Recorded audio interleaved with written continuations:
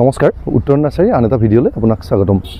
আজি মোৰ লগত যেটো পুলি আছে এই পুলিকেইটা হৈছে গংগাবৰ্ধন আৰু মালয়েছিয়ান ড্ৰাফট ভেৰাইটিৰ কেইটামান নাৰিকলৰ পুলি।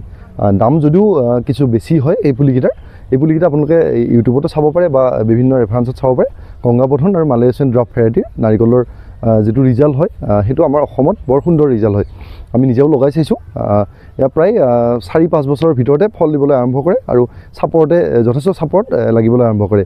কিন্তু এটা কথা, যিমান ভাল পুলি হ'লেও যদি আমি প্ৰতিপালনটো ভালদৰে নকৰোঁ তেনেহ'লে পুলিবিলাকৰ ৰিজাল্টবিলাক ভাল নাপায়। গতিকে প্ৰতিপালন কৰিবলৈ হ'লে আমি নাৰিকলটো যেতিয়া ৰুম প্ৰথমতে মিনিমাম 3 ফুট মানৰ এটা বহল কৰি গাঁত খান্দি 3 ফুট মানৰ দ কৰি আমি গাঁতটো খান্দিব লাগে।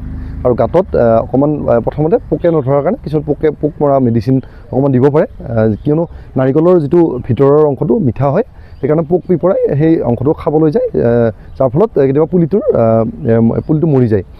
গতিকে সেই হিচাপত প্ৰথমতে গাঁতটো খান্দি ল'ব, তাৰপিছত পচন সাৰেৰে সেই গাঁতটো সম্পূৰ্ণকৈ পুতি লৈ তাৰপিছত ওপৰত সুন্দৰকৈ নাৰিকলটো দি অকণমান ভেটি টাইপ কৰি দিব।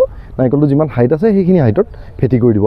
আৰু তাৰপিছতে প্ৰায় বছৰৰ মূৰত বা 6 মাহৰ মূৰে মূৰে আমি অকণমান সাৰ প্ৰয়োগ কৰিব লাগে নাৰিকলটোত।